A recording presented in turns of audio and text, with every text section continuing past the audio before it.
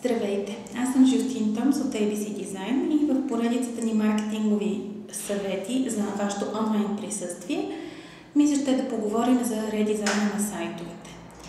Поводът е, че миналата седмица получихме няколко обаждания от наши клиенти. Сайтът ми не работи. Кога го правихме? 2006 година или 2007. Вау! Честно да си кажем, ако един сайт е правен 2006 и 2007, а сега през 2015 все още работи и то добре, няма какво да се оплаквате, това е цяло чудо. Все пак за толкова години технологиите много динамично са се изменили и е наистина чудо, че сайта ви все още работи след толкова много време. Животът на корпоративния сайт е около 2, максимум 3 години.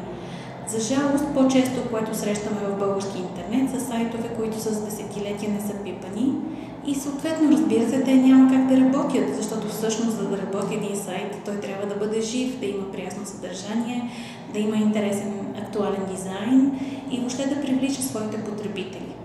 В този смисъл, ако наистина отдавна не сте пипали своя сайт, дори да качвате само на меню време на време не е достатъчно, нека поговорим за това какво може да бъде и какво не може да бъде.